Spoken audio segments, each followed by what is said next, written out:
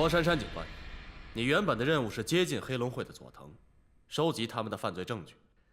但是你在已经获得足够的资料，并且已经接到撤离命令的时候，为什么还要擅自杀死佐藤？你必须要向警视厅解释清楚。对不起，我没有什么可解释的。罗珊珊警官，我看过你的简历，你在早稻田大学学习过医学，后来又转读了犯罪学和刑侦学，以优秀的毕业成绩进入警视厅，之后又成为我们国家最著名的侦探远藤雄一的学生，你有着非常光明的前途，他对你的评价极高。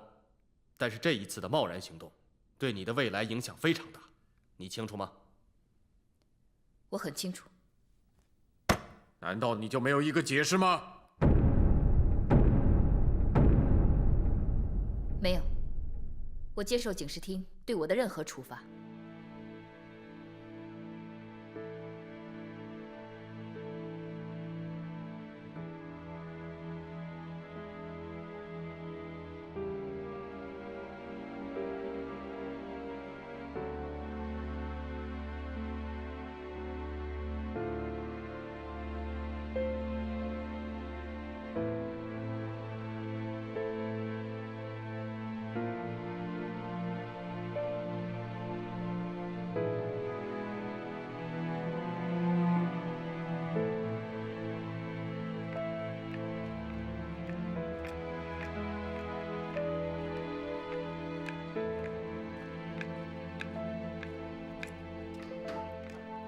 远藤先生，里边请。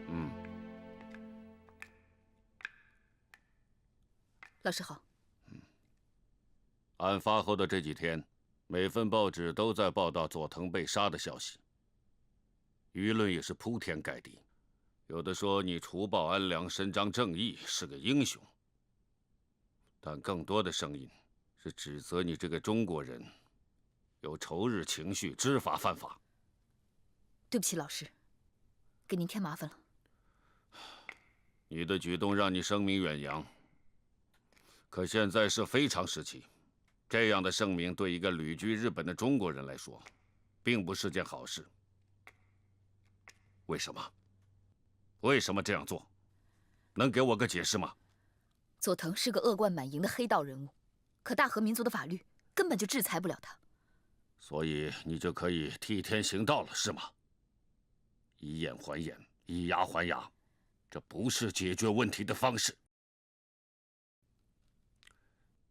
这只是冠冕堂皇的理由。我知道你在想什么。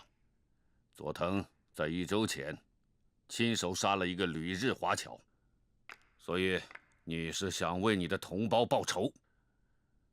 但你这样冒失的行动，实在是考虑不周，有欠妥当。从法律上说，你还违法了。对不起，老师，我辜负你了。不过，我已经替你疏通好了，警视厅不再追究你的法律责任，但你也不能继续留在这里了。佐藤死了，他的势力还在。我明白了，警视厅是想要我离开，因为……你明白就好。当然，这也是我的意思。你的父亲是我多年的同学，也是我非常尊重的一位侦探。5年来，你一直都希望回去为你父亲寻找真相。我没有答应，是因为我觉得你还不够成熟。但是，这个形势不是我们个人能左右的。现在是你回去的时候了。这是我给你写的推荐信，你回到上海可以到法捕房工作。以你的履历，他们一定会乐意接受你的。老师，谢谢你，谢谢您这么多年对我的照顾和培养。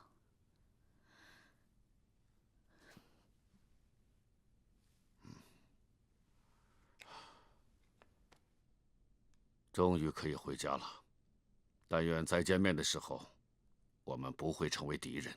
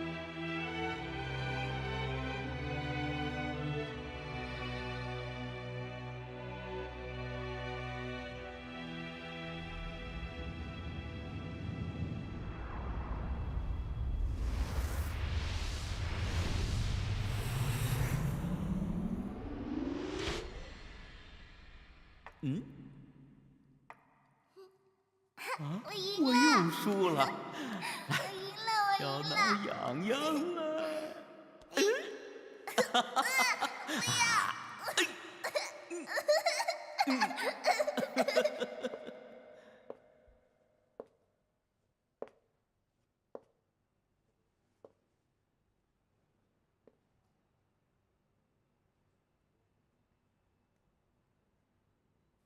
爸，我回来了。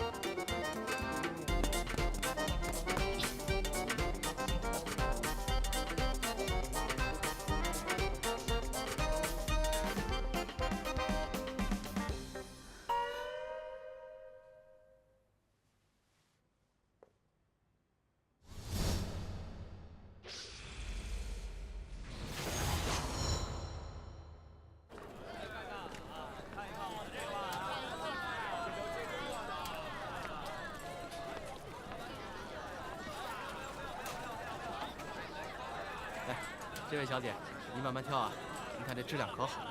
啊，看起来还不错啊。对呀，这是我新上的货，您看一看啊。小偷！哎，抓小偷！哎呀！别跑！闪开！闪开！闪开！站住！怎么回事？站住！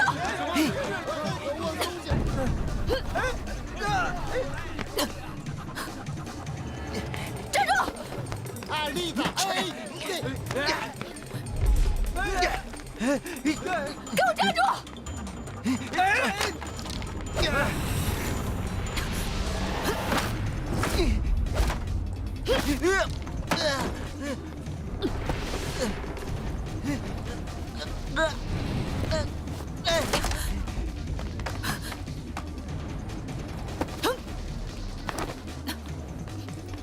别跑！哎呦！你干什么你？抓住他！给我的车！给我的车！抓小偷！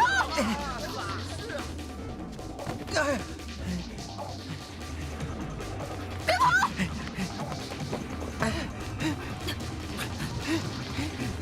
站住！大哥，有人打我！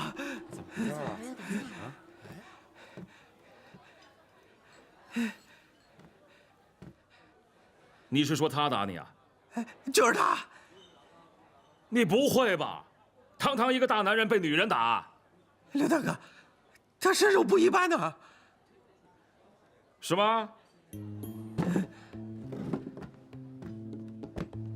这位姑娘，看你一身时髦的打扮，如果我没猜错的话，你一定不是本地人，你是外国来的。哎，没错了啊！就凭你这支胸针，我更加可以肯定，你是日本来的，对不对？对于一个贼来说，你很有洞察力。啊，过奖。啊，对了，我兄弟得罪了你啊？他在街上偷人家的钱，偷了你的钱啊？不是偷我的钱，但是还有啊，你看他这个人啊，哇，他长得这么矮啊，5尺还差3寸呢。你叫他去码头干苦力啊，他做不了的。还有啊，他的嘴，张开。哦，臭不臭啊？哎呀，这臭的可以啊！如果你做老板的话，你会招这样的工人吗？哎，贼的逻辑。跟我讲逻辑啊？好，那我就跟你讲逻辑。喂，你呀，你学艺不精，啊，就敢去偷啊？被人家看到了吧？真是没面子！以为你自己很厉害啊？快，偷来的钱，赶紧交出来！啊！你看，他会交的。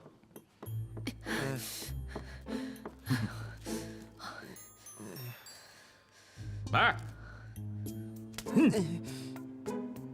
那姑娘，这里呢就是偷的钱，现在交出来了，麻烦你物归原主。今天的事就不要再去追究了啊。你看一下啊，数目对不对？谢谢啊，幸亏有你。这钱只会多不会少的，啊？放心好了，一会儿我带他去法补房。你说什么？我说我要带他去法补房。你真是会说笑啊！哎，这位女士，这钱是你的啊？是。现在拿到钱了，还报不报警啊？不报了。再见啊！啊，再见。你看到了，正所谓民不举则官不究啊。那个当事人都走掉了，干嘛还拉着小偷去法补房啊？就没意义了吧？还有啊，你看他这身打扮的，病人都比他有精神，他哪像个小偷的样子？我怀疑他呀，很有可能是法补房派去卧底的内线，所以拉回法补房不一定会受理的哦。也许的事情不能够算数。总而言之，我今天一定要带他去法补房。小姐，你可不可以不要这么较真啊？就当是给我一个小小薄面了。我又不认识你，但是我认识他，他是一个小偷。但他叫我一声大哥，难道我就眼睁睁地看着你带他走啊？那我不是很没面子？小偷的大哥那就是大头，你都要一起去啊？哎，对不住了，我今天没有空啊。还有啊，实不相瞒，法补房我比你熟啊。哼，那当然了，你是那里的常客嘛。你管我啊？我就是不去，你能怎么样？哎，今天由不得你。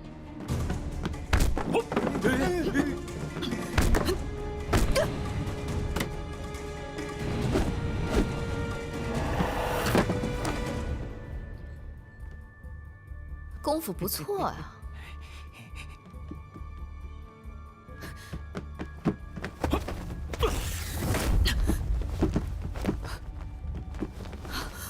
哎，你这支胸针我戴着也不错吧？啊，无耻！喂！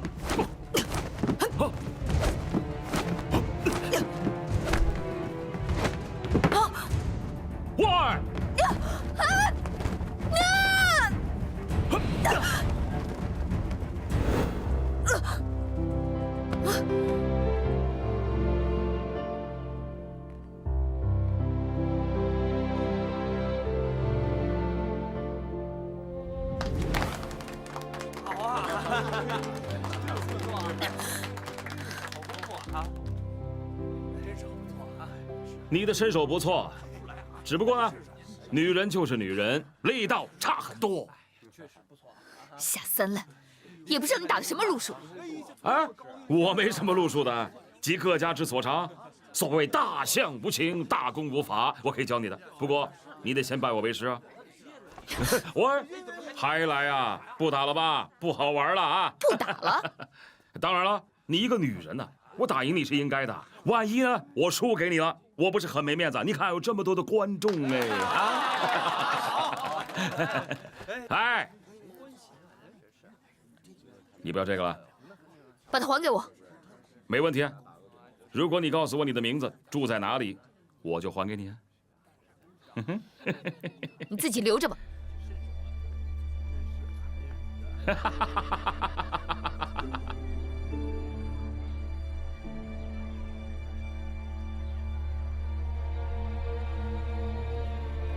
来，这事儿交给你了啊！啊不，我不去，还是你去吧，我不行啊。哎，来了个美女。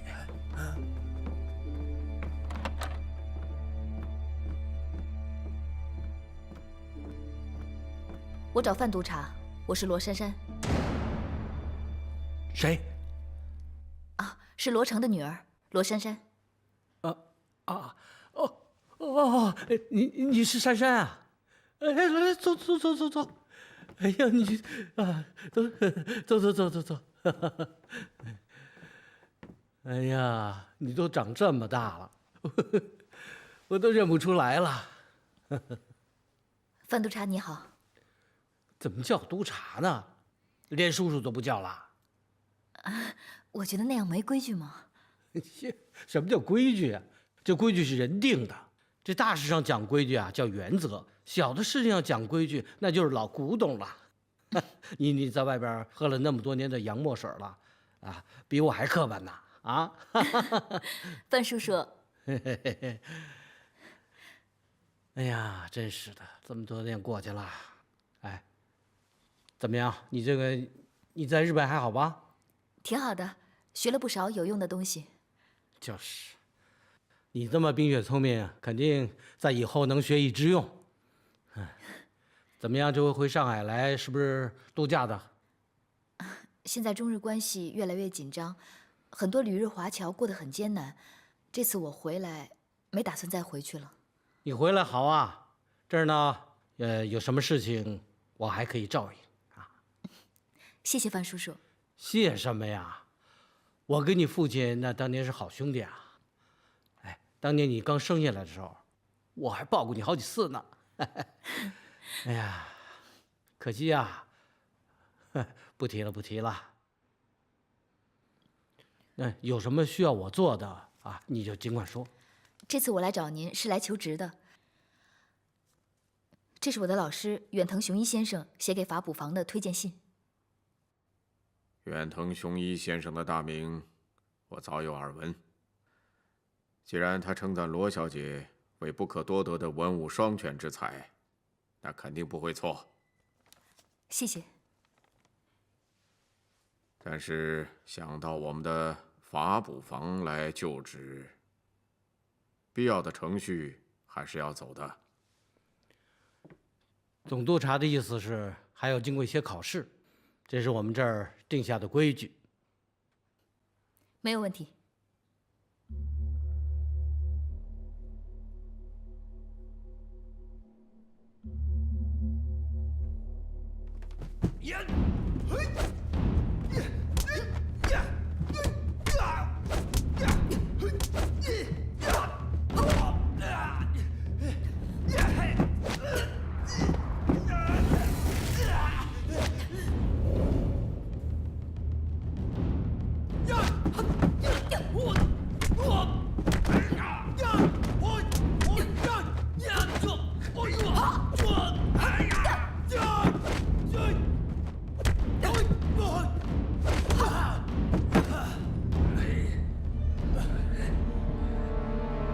死者面色发青，嘴唇和手指甲、脚指甲也都有些发紫，这是生前体内严重缺氧的尸表征象。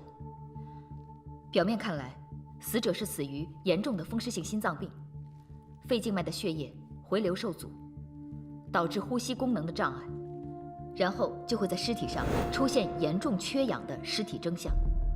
但是仔细看，舌骨右侧的大角发生了横断骨折，这说明了什么？他是被勒死的。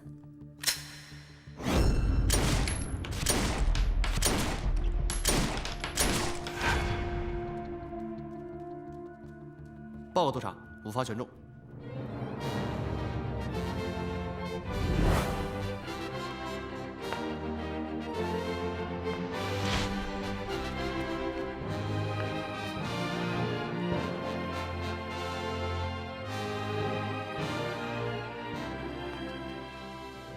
好，大家认识一下，这位是刚刚留学回来的罗珊珊小姐。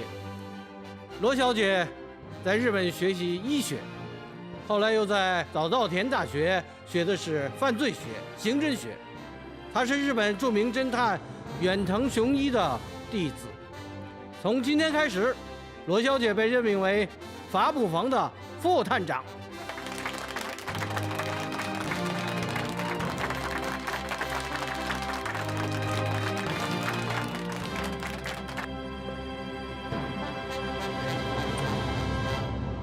来，珊珊，来，这是你的办公桌，啊。哎，你父亲当年就坐在这儿，啊，我呢就坐在那个位置，在他对面。你现在要坐你父亲的位置了。范叔，我有个问题想问一下你。你不用说，我知道你想问什么。范叔，我爸爸真的和报纸上说的一样吗？我不相信。作为朋友呢，我很难相信你父亲跟凶手勾结，但是作为侦探，我相信证据啊。珊珊，这个有些事情不能不告诉你。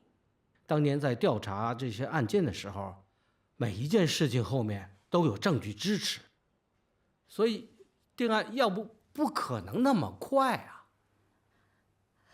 范叔，我爸当年办的那起案子的相关文件，我都想看一下，可以吗？不可能。作为法捕房的丑闻呐，这些卷宗都被高层给锁起来了，他们不愿意拿出来再讨论。你现在啊，终于回来了，又顺利的进入了法捕房，啊，我希望你能够平安快乐，啊，这样也不枉我和你父亲兄弟一场，你明白吗？那范叔，我父亲的那些助手都还在法捕房吗？你父亲当年有2个助手，一个叫许恒，你父亲出事以后就消失得无影无踪了，可能是受刺激太深，辞职不干了。啊，还有一个助手就坐在你的对面，是你的搭档，叫刘凡熙，刘探长。刘凡熙，怎么，你们认识啊？有些印象，好像小时候来过家里几次。他是个怪人，你父亲出事以后，他升探长了。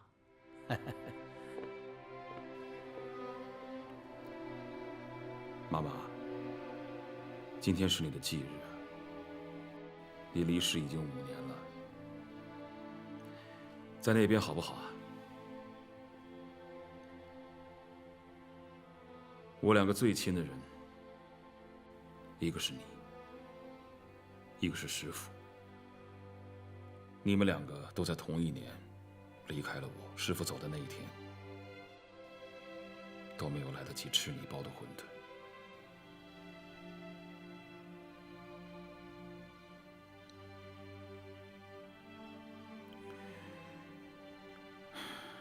对了，妈，还有一件事情告诉你啊。我今天遇到一个女孩，好像从日本回来的。她让我想起了师傅在日本的女儿。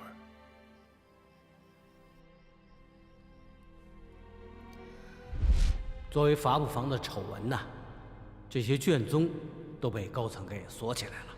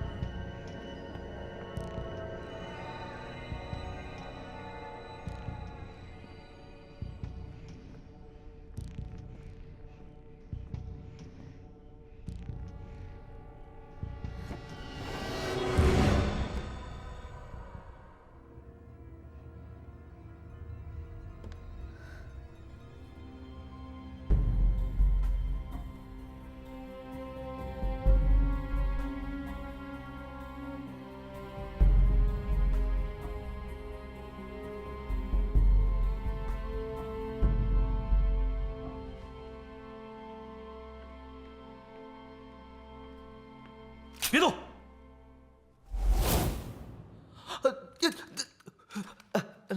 罗探长，这么晚了，您在这儿干嘛呢？我加班，然后睡着了，需要跟你汇报吗？当然不需要了。你在这干什么？有情况，刚才楼上那个窗户突然打开了，我还以为有人闯进来了呢。警惕性很高。叫什么名字？报告，我叫二宝，是刘探长的助手。二宝，小名吧？报告，大名叫冯二宝，小名叫二宝。好好干。是。走好啊。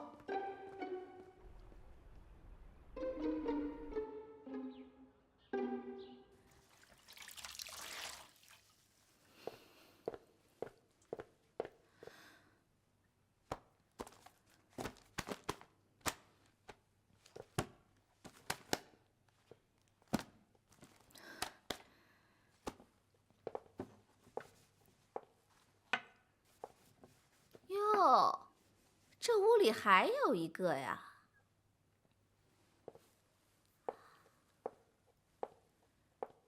哎呀，我说刘探长最近怎么少往我那儿跑呢？原来啊，屋里藏了个小美人儿啊！对不起，这里不让吸烟。你要是报案的话，外面有人受理；要是找人，你找的人不在。哟，够辣的啊！难不成刘探长换口味了？你也别生气，刘探长相好的可多了去了。你要是吃干醋啊，还不得把你给酸死？我呢，就是来把他昨天忘在我那儿的东西还给他，还了他，我就走。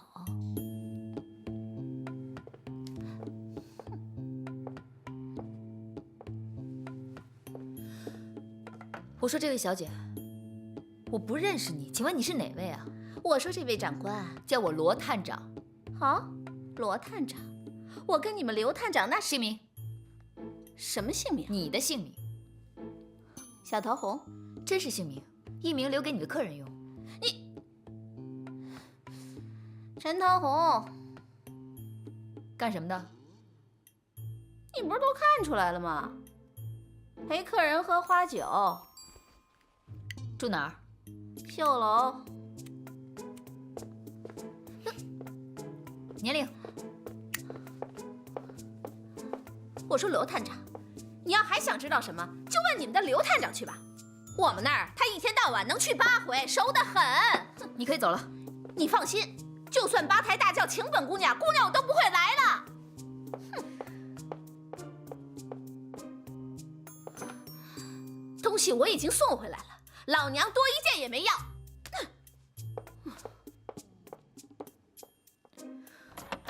这个是要办，抓紧去办。是，那份文件我已经送回来。这个文件啊，一定要及时送到，听见没有？不要耽误正事。还有鱼啊，刘凡熙呢？不知道。不知道。是啊，刘探长说了，没案子的时候不允许我们透露他的行踪，等有案子了再去找他。那我现在有案子了，去哪儿找他？我不能告诉你。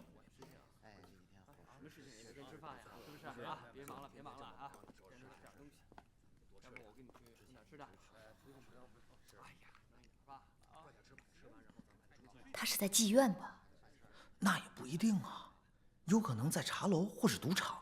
他说了，越是混乱的地方，就是打探消息最好的地方，越是接触和了解人最直接的地方。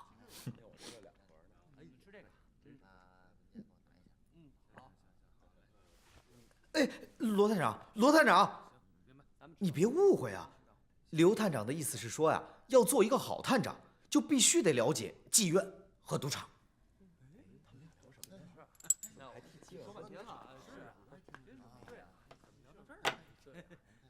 有个叫小桃红的说，刘凡熙落在那儿的。皮带嘛，刘探长多的是，大家都说是不是？是。去，吃你们的饭。吃吧。你们两个快点吃啊，吃完干活呢。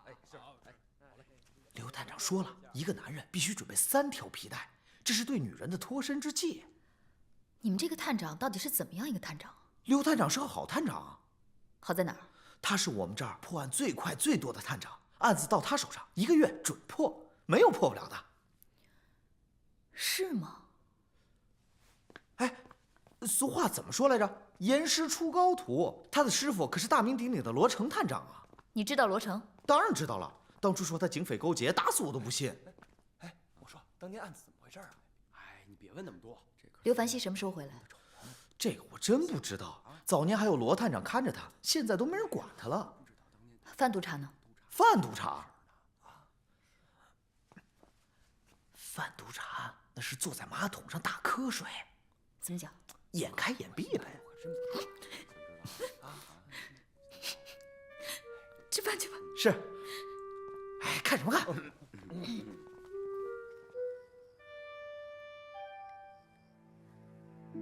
远藤老师，在您的举荐下，我已顺利进入了法捕房，成为一名副探长。回到父亲生前工作的地方，感触良多。可适应这里的氛围，还需要时日。如您所知，我最大的心愿是挖掘父亲当年的死亡之谜，因为我始终坚信，我父亲是一个正直清白的人。但在法捕房，当年父亲的案子成了莫大的忌讳。当年此案的卷宗也无从查找，要了解真相，看来是任重道远。当初和父亲一起工作的人中，我只认识一个吴法医，可惜他已经调离法捕房，去医学院当老师了。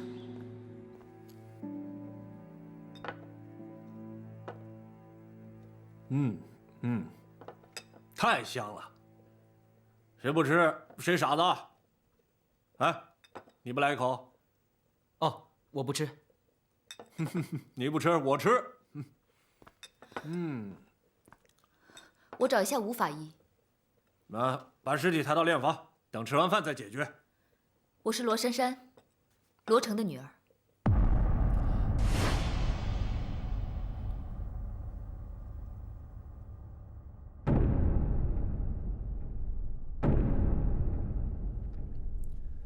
你爸爸要是知道你也当了侦探，不知道他会怎么想。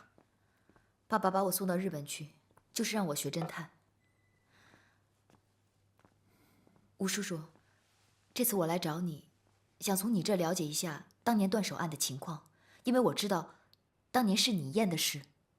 一共死了3个人，身份和背景都不一样，但死法都一致，手被割下，送到了法捕房。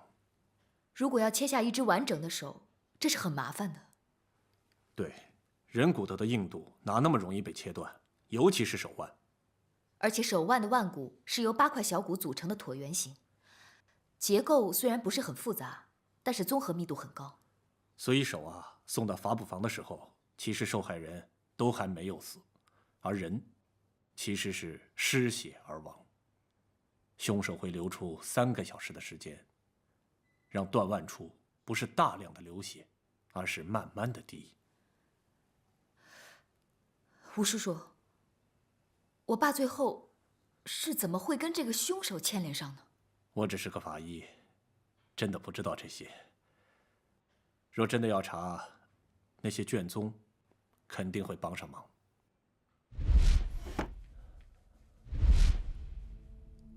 不过，当年参与断手案的人，现在基本上都已经不在法捕房了。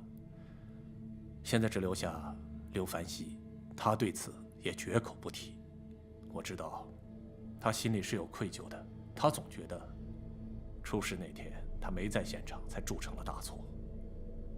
断手案定案后，在法捕房成了禁忌，慢慢的，就谁也不提了。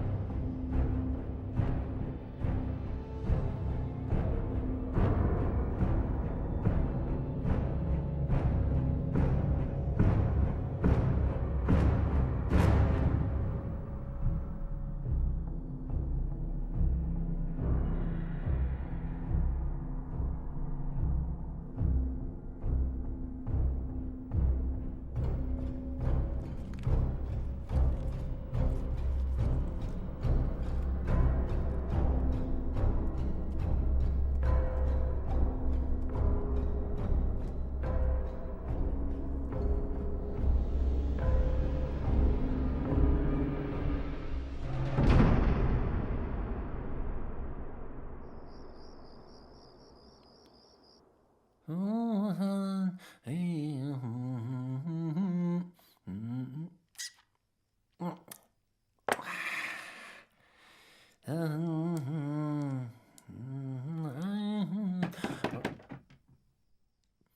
人！这么晚了，谁呀？来了来了！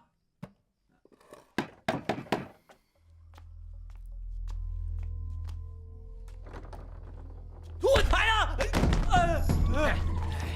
起来！你别动！给我往死里打！打他！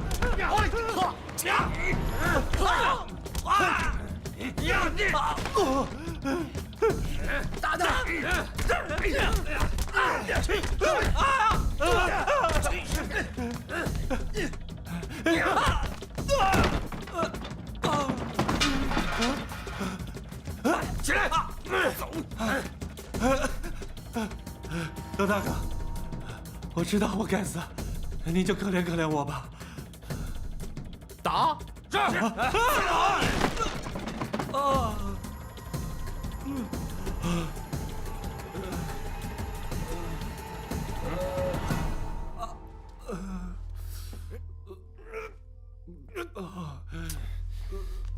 抬走！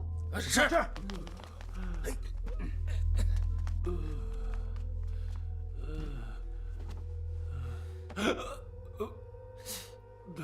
你说你小子花着老子的钱，在这小酒喝着，小曲唱着，你知道我们这些兄弟快吃不饱饭了，知道吗？啊！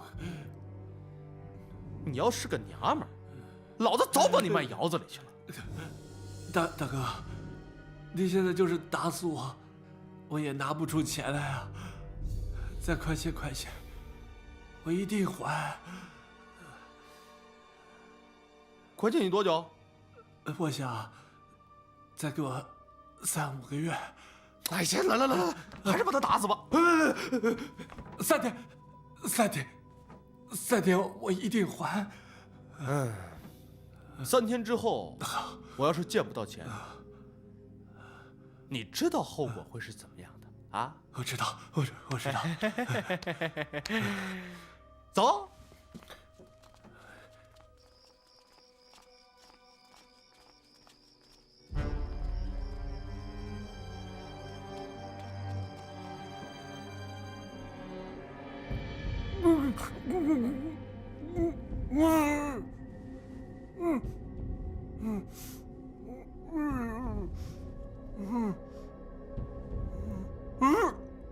你是不是特别想问我们是谁？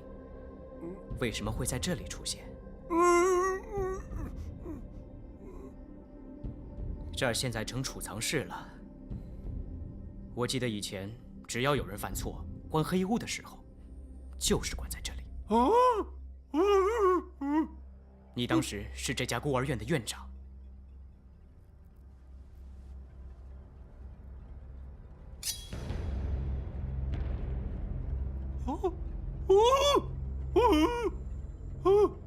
有很多像我一样的小孩，在这里度过了最可怕的日子。不过，我想你是不会记得的。你认识他吗？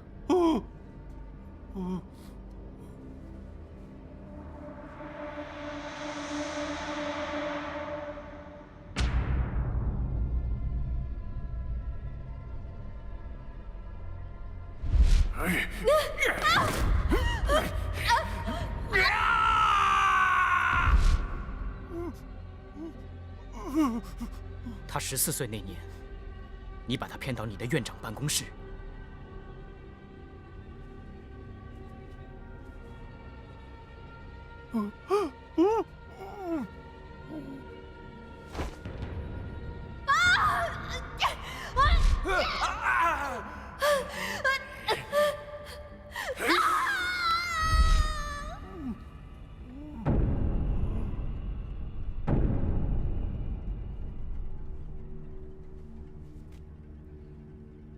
你忘了吗？你糟蹋过多少孤儿院里的小女孩？你这个披着人皮的畜生！你做梦也想不到吧？有一天，你会死在那个被你欺负过的小女孩的手里。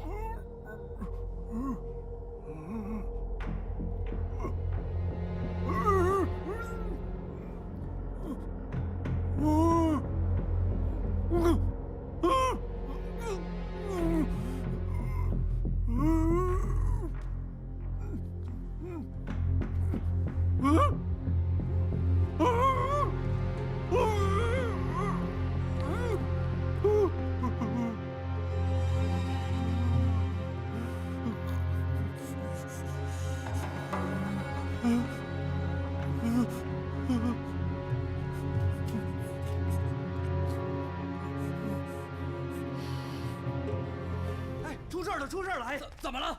断手又出现了啊！赶紧看看去啊！不得了，出大事了！走走走，赶紧的，赶紧的，走。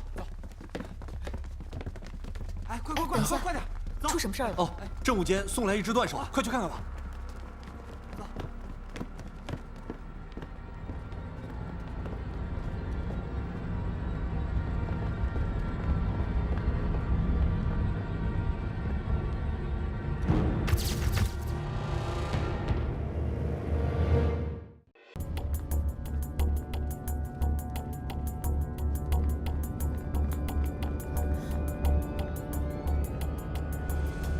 安督察，你有什么看法？你是经历过5年前那个断手案的，这个还要经过法医鉴定才能有结论。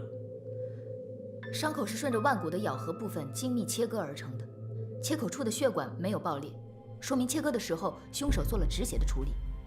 要完成这样的解体，需要懂得很高明的外科手法。你认可罗探长的判断吗？从这一点上来说是很相近的。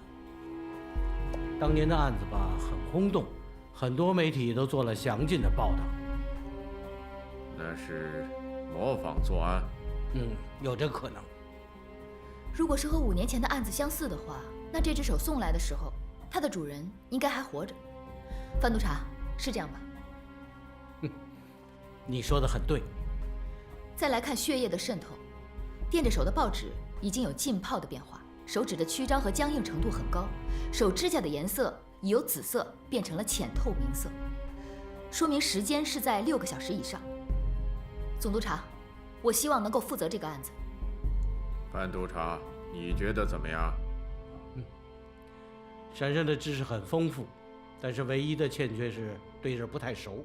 我希望珊珊和刘探长搭档负责，由我来指挥，毕竟我是最了解5年前案子的人。哎，那个刘凡熙呢？报告，刘探长去现场了。什么？断手刚送来的时候，刘探长正好回来，他看了一眼，马上就带人出发了。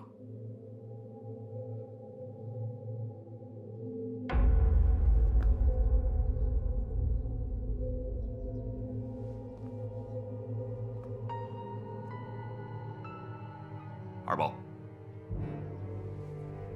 是。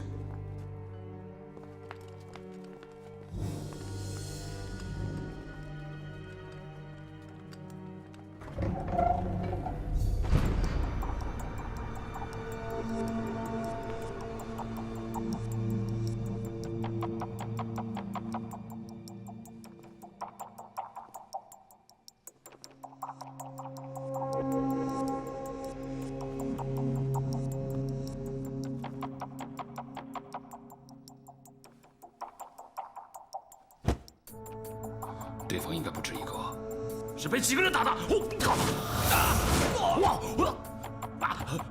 我呀！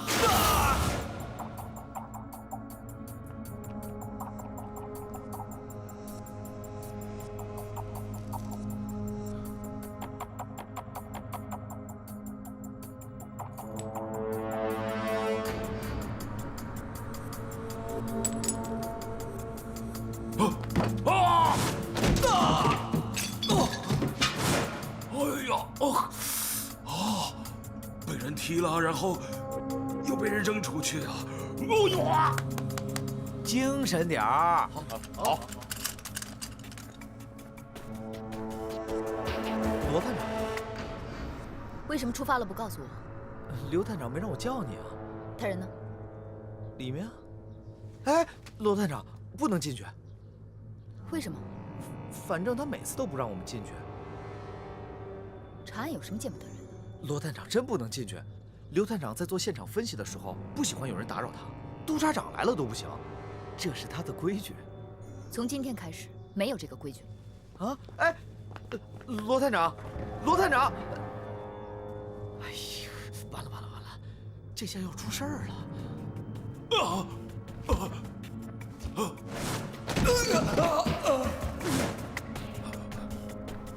不对啊，这样躺着太舒服了。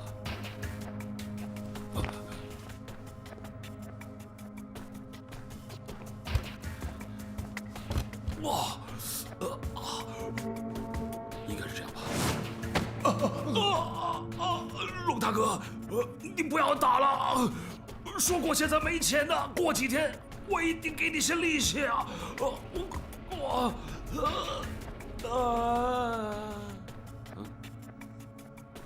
是你就是刘凡熙探长。如果我没有猜错，你一定是新来的搭档，叫什么名字？我叫罗珊珊，刚从日本回来。珊珊，你是刚从日本回来的？哎，你不要跟我说你是我师傅罗成的女儿罗珊珊。对，我现在是你的副手。我2天没有回法捕房啊，我只知道多了一个副手，原来是你啊！真是女大18变啊！我见到你的时候才这么高啊，现在长得跟我一样高了啊，这么高了，怪不得我在茶楼没有认出你来啊。对不起啊。我也没把你认出来啊！没想到你变成大胖子了。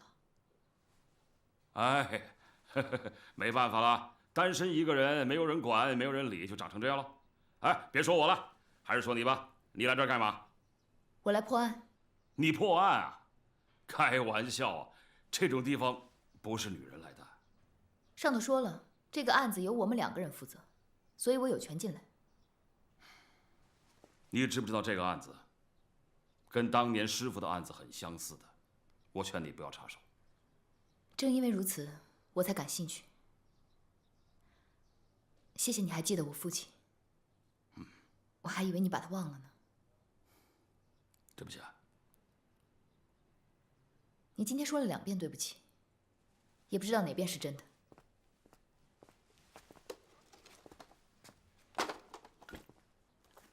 哦，这些工具都是从日本带回来的吗？好精致啊！我看看啊，哇，这不是日本的吗？怎么没有日本字啊？喂，日本字中间夹着几个中国字啊？哎，我听说是武大郎传到日本的。我从日本回来就一定要带日本货吗？你看清楚了，那是 Made in British。啊？啊！不愧是我师傅的女儿，又美丽又聪明又有学识。我想听听你对这个案子的看法。很简单啊，借人家钱没钱还，债主上门毒打一顿，还是没有钱还呢。最后债主索性砍掉他的手。就这么简单？根据现场的痕迹告诉我们，就这么简单，能有多么复杂？不过现场看来的确是有打斗过的痕迹。但是我不明白，你为什么要自己演一遍呢？我做一遍给你看，你就马上明白了。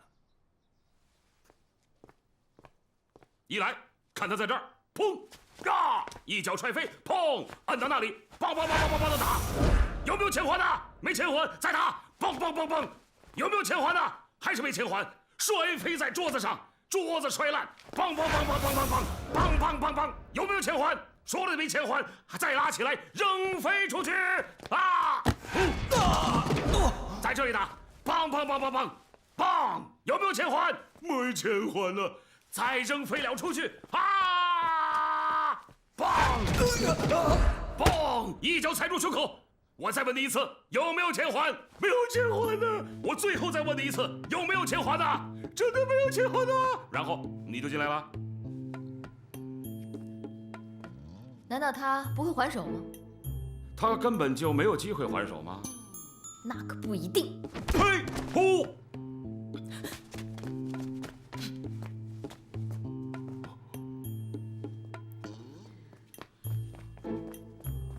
老大，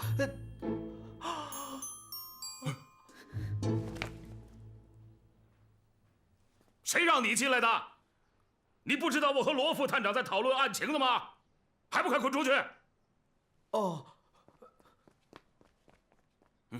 你看他那个死样啊，他的头部被人踢了无数脚，他身上被人打了无数拳，还有脖子被人割了一刀啊，到最后还砍掉了手。这手的切口呢，简直就是天衣无缝、干净利落。这用刀的人可以用3个字来形容：快、准、狠。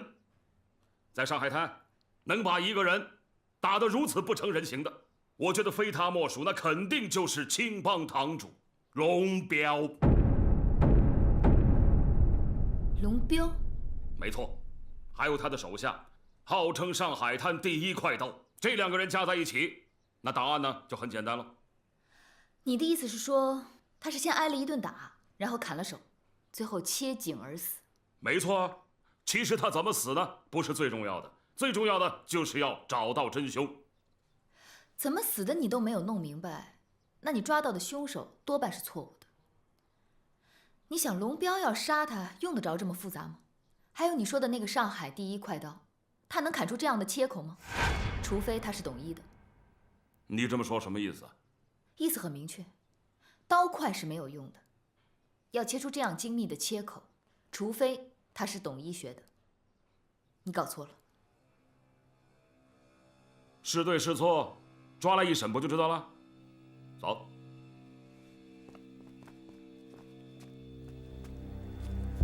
新来的罗副探长，你要不要跟我走啊？二宝，把尸体拉回去，留2个人看守现场。是，老大。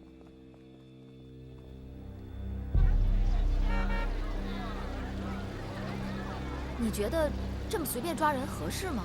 哎，你别想那么多，抓来审一下肯定是有帮助的，对不对啊？不问怎么知道？听我的。喂，小偷，喂，哎，来了，刘探长，你站那儿干什么呢？没干什么。偷东西啊？没有，没什么。过去，我说你。哎，这不是那个，哎，大哥，你把这妞给收了。哎呦，这不关你的事啊！我问什么你回答我就可以了，明不明白？明白了，大哥。刘探长，哎，我们是在查案子。当然是查案了。哎，你是副探长，就要跟着我的风格去做事，知不知道？哎，问你啊，龙彪现在在哪里？龙大哥，好像带着他的兄弟去八仙楼喝酒去了。八仙楼？对，八仙楼。真的吗？哎呦，真的，大哥不骗你。你确定啊？哎呦，不敢骗你的，大哥。如果是假的呢？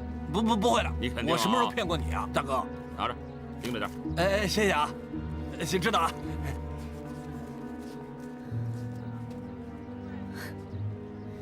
这就是刘探长的风格，拿钱收买这种人。其实他很可怜的，从小就无父无母，又没有读过书，小时候被人贩子拐卖当了乞丐。他从小营养不良，后来呢又得了哮喘，所以他是干不了体力活的。八仙楼有没有兴趣？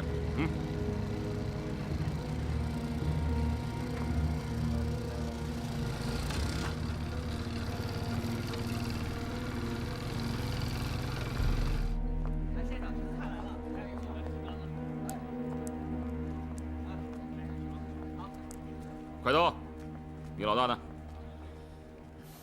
他在忙，没时间见外人。他在哪里？我问你，他现在在哪里？在楼上。罗副探长，我上楼去找他老大，你在这儿和快刀喝一杯，好吗？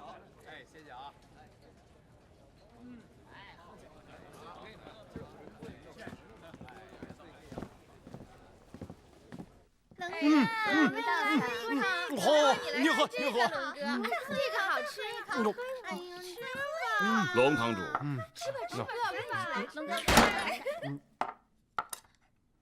呀，刘探长啊！哎，来，坐下和我一起喝。喝酒就不必了，我要你现在跟我走一趟。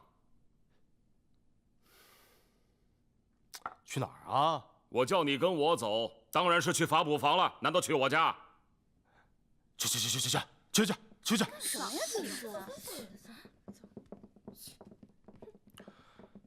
有什么事儿啊？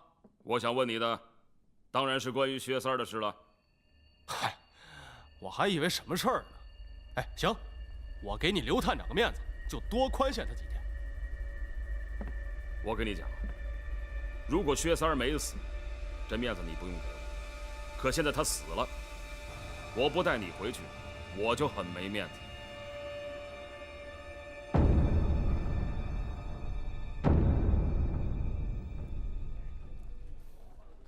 刘探长让你陪我喝酒，我给你倒一杯。那你可以让他陪你喝。那你是不给面子了？我又不认识你，我为什么要给你面子？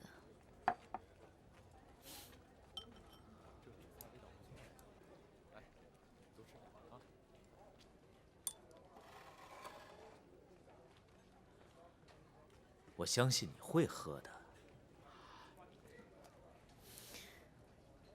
好，我给你面子。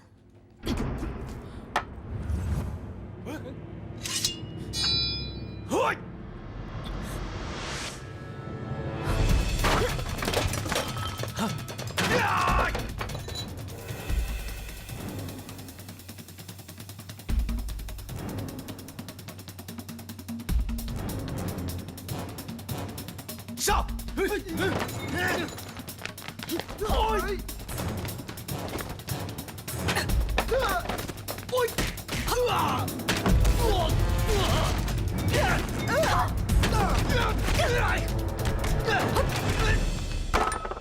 人死了关我什么事儿啊？龙彪，你好歹也是个堂主，如果在你手下面前把你抓回法捕房的话，你一定会觉得很没面子。可不带嫌犯回去的话呢，我也交不了差的。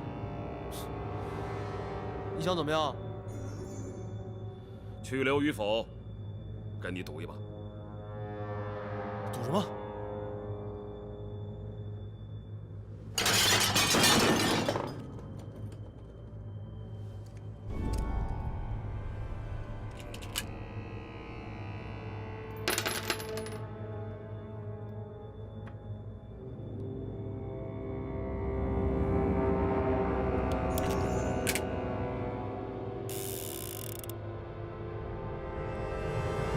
现在，我和你听天由命。我先来。好，老子就舍命陪君子。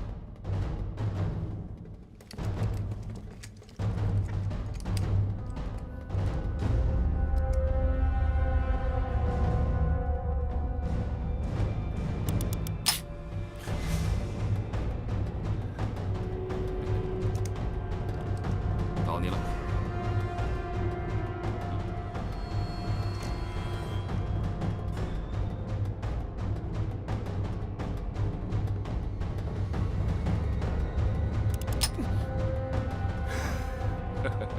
龙堂主就是龙堂主，好有胆识。给你了。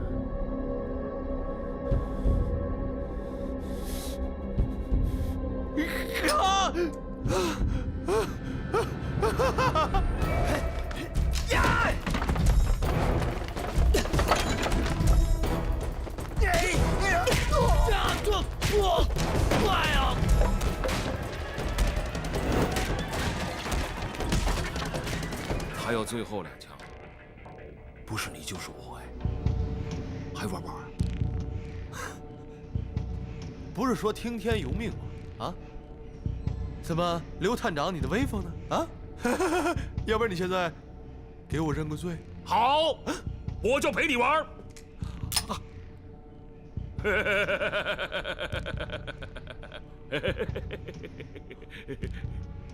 那颗子弹呢？归你了。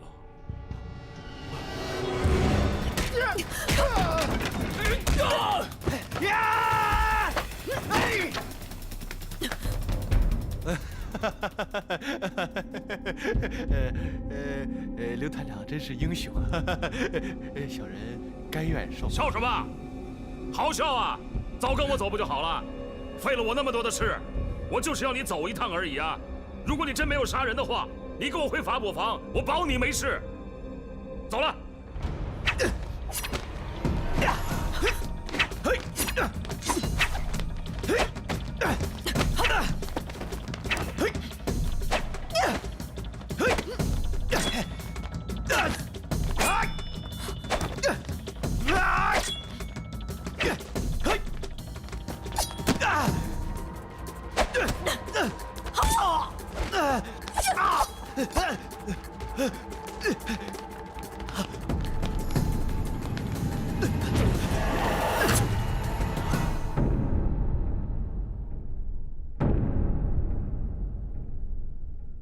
是不是要尝过最后这颗子弹才跟我走啊？不，走吧，走。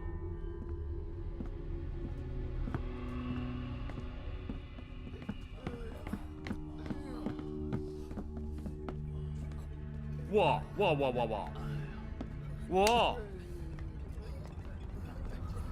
搞什么，罗副探长？罗彪，你过来。不好意思啊，老实说呢，我今天来就是怕搞不定你老人家，所以我带了个助手来，是想保护我的。可谁知道他把这里砸的呢是乱七八糟的，对此我真的很抱歉。但是抱歉归抱歉，你还是得跟我回法捕房去的。走吧。走。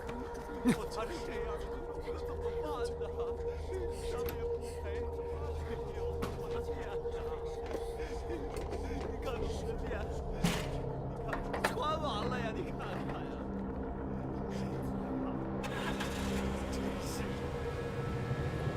想不到你身手这么快，竟然放倒了快刀。不是我快，是他太慢了。那你知不知道他们都是什么人？什么人啊？他们全都是坏人啊！我提醒你，上海滩的水很深的。我不希望我师傅的女儿有什么三长两短，你知不知道？假惺惺！说什么？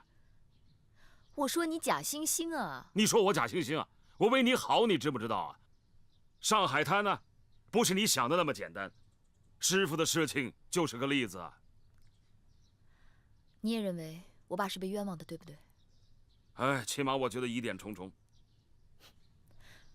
亏你还一口一个师傅，这些年，你帮他做了什么呢？我也想帮师傅翻案呢，但是我找不到证据，有关师傅一案的所有资料，任何人都不能接触。胳膊拧不过大腿，你明不明白啊？我问你明不明白？你看着我干什么？看你这个胆小鬼，还不快走！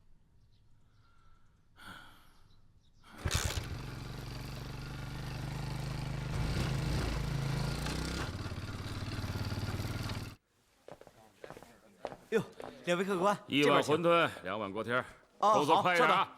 你要吃什么你自己叫啊，不吃你就饿着。这里再来1碗馄饨。好嘞。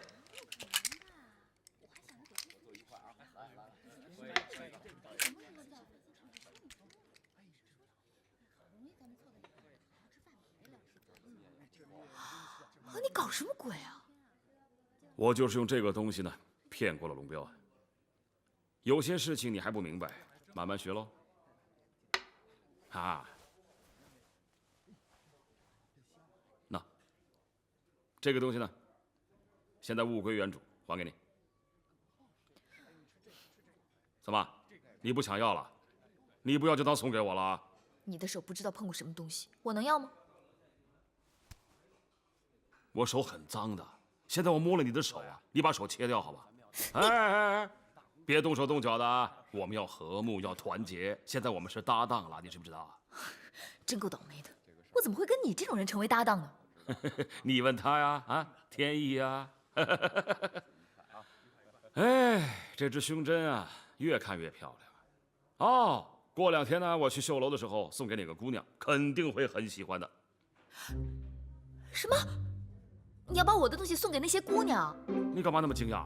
我正所谓宝剑赠英雄啊，这么好看的胸针赠姑娘，我把大家闺秀的贴身之物送给绣楼里的姑娘，一定会成为佳话的啊！就这么定了啊！一会儿去绣楼吧啊！我才不去呢！打扰了刘大探长的雅兴，你不觉得我碍事吗？罗副探长，我传授个经验给你啊，在上海滩，一个是赌场，一个是妓院，是我们打探消息最好的地方，你可要记住哦。你这套理论已经不新鲜了，二宝都告诉过我了。是吗？够精辟吗？精辟呀，跟你的皮带一样精辟。我跟你说，你不要误会我去妓院只是为了打探消息，不是你想象中那么龌龊。别给自己找借口了，我不想听。哎，你真是涉世不深呐，罗珊珊。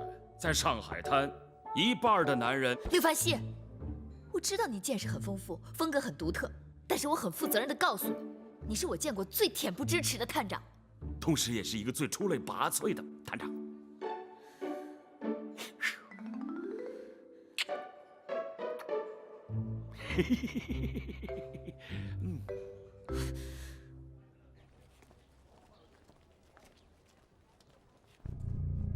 有什么发现吗？啊，你来了。我手里拿着这个东西，你不觉得臭？你不觉得恶心吗？觉得恶心吗？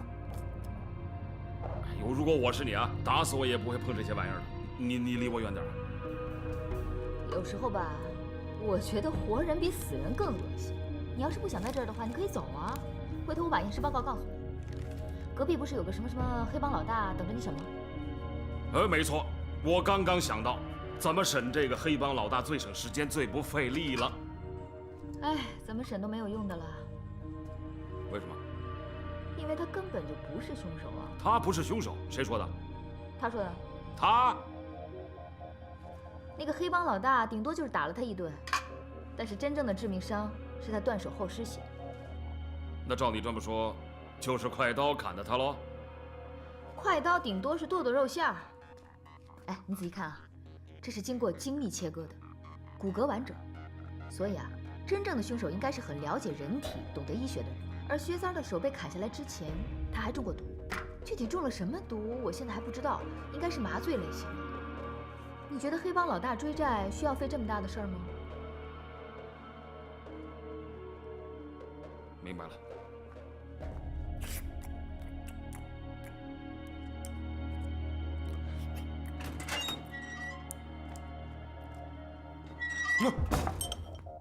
刘探长来了，吃了没？没吃别客气啊。哎呀，你看，等你等了这么久，什么事也没做成，只有吃了，撑死了。现在吃得开心，等一下怕你会吐啊。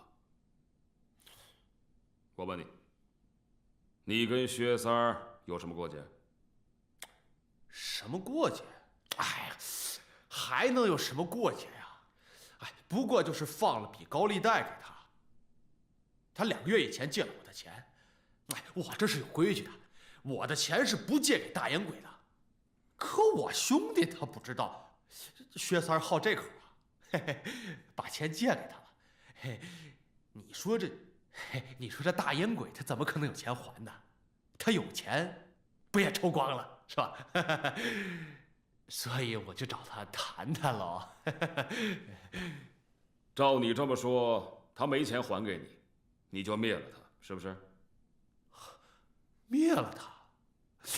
灭了他，我找鬼讨债去啊！就是打了他一顿。那小子不禁打，没意思。如果不是你灭了他，就是快刀砍了他喽。快刀？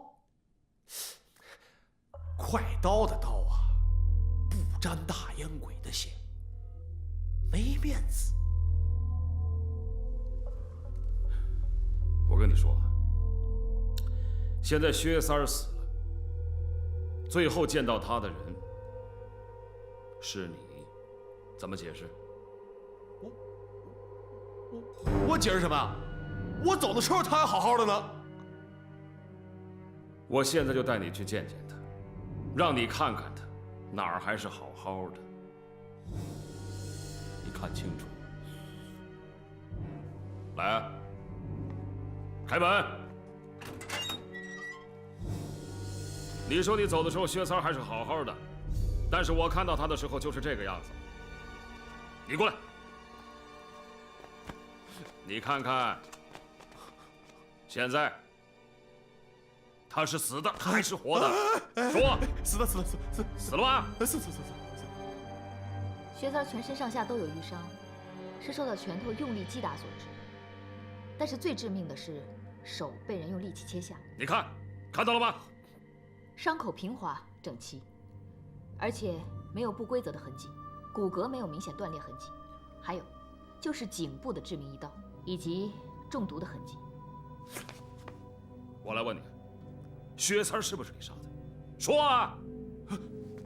没，我承认我是打了他，但我绝对没有切他的手啊！我要他的手也没用啊！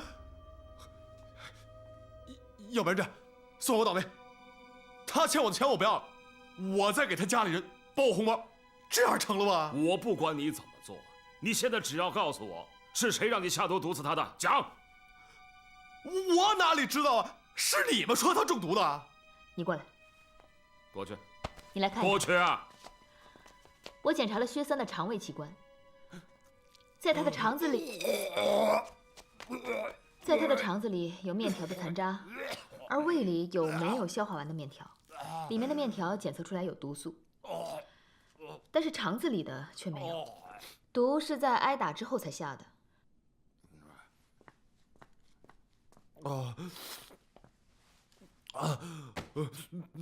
看见了吧？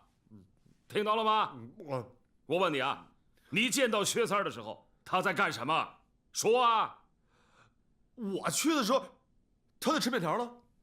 我进去之后，他就把面条放下了。这就对了，他是分2次把面条吃完的。第1次的面条没有毒，挨打过之后，面条才被下了毒。哦，那也就是说是他下毒毒死薛三的，是不是？这也不可能，真正致命的应该是断手和颈部的那一刀。那也跟你有关呐，赶紧说，是不是快刀砍死薛三的？不可能，快刀几斤几两我还不知道吗？什么快刀啊？那就是我编出来糊弄人的。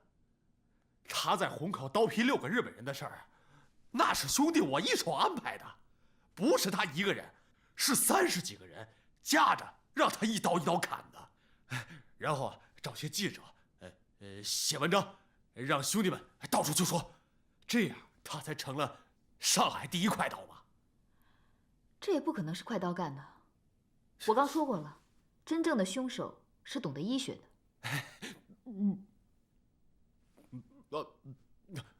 二位探长，这个地方味儿实在太重了，咱们到外边去谈吧。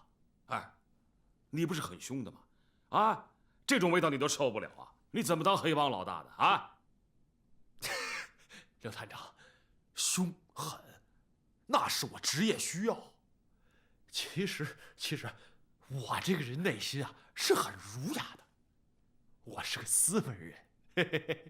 看得出来，我知道你外表很凶很恶，其实内心呢是个小绵羊，对不对？但是现在证据显示呢，薛三儿死之前见过你的，他见过你之后呢，他就死掉了。目前你是唯一一个在薛三儿死之前见过他的活人，你又怎么解释啊？你想证明你自己是清白的话，那就把凶手找出来给我。明不明白？行，没问题。你给个日子。3天。你放心，大后天中午之前，我一定把人给你带来。你说的啊，3天呢？3天后你交不出凶手，你知道后果会怎么样？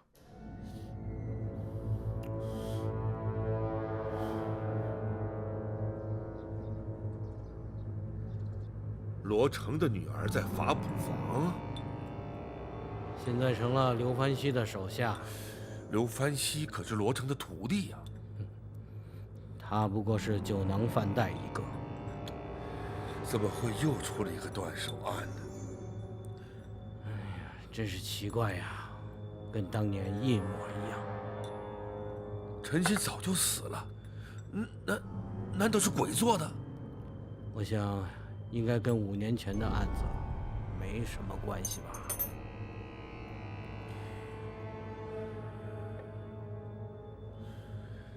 哎呀，小心驶得万年船呐！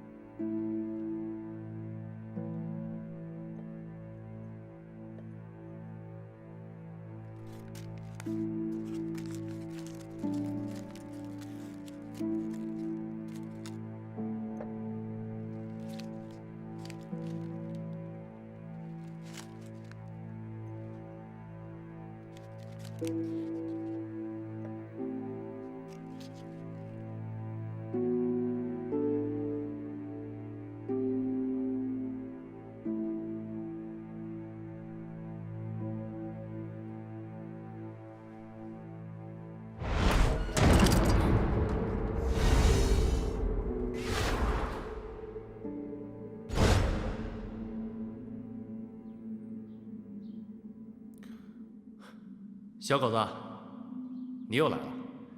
你爹给我带了什么好吃的吗？啊，豆沙糕。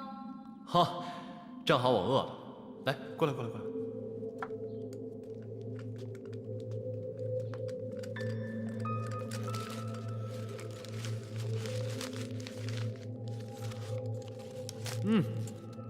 好吃。回去跟你爹说，谢谢他。赶紧回家吧。哎，让我看看。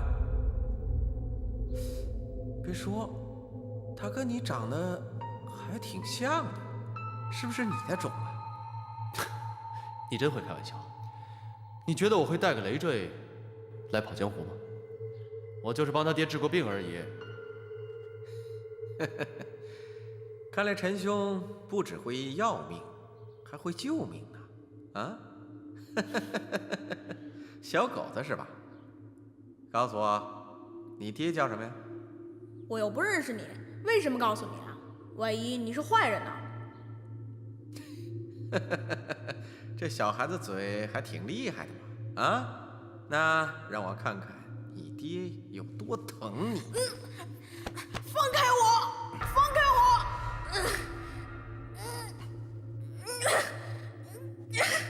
你们法捕房就这点本事，只会拿一个小孩子折腾。看来陈兄你是心疼了啊！我只是觉得可笑。你要把这个小孩子掐死，谁照顾他麻风病的爹？麻风病，麻风病！哎，没事没事，这病没那么容易传染。我爹他不会有事吧？你放心吧，你爹不会有事的。男子汉大丈夫，要坚强点，别一点小事就那么害怕。啊？回家吧。这小兔崽子走了也好，老板不喜欢节外生枝。陈兄啊，你这一身的好武功，可惜就是脑子太笨。你知道老板这么多事儿，他能留着你吗？那你们想怎么样？还能怎么样啊？陈兄啊，我们兄弟一场，我也没什么好送的，就送你上路吧。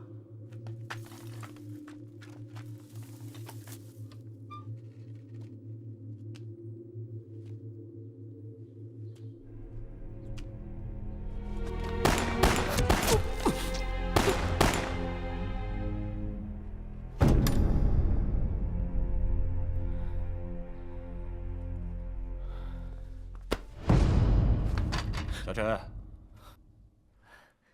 这位是发布房的刘凡熙探长。你好。你好。脸色怎么这么差？哦，没什么，吓了一跳。啊，刘探长要我帮点忙，我没空，我一个研讨会要参加，所以呀，就推荐你了，也算是一次课外实践吧。小陈啊，在这个解剖学方面是我最得意的学生。太好了，那就拜托你了啊！好，我们走了。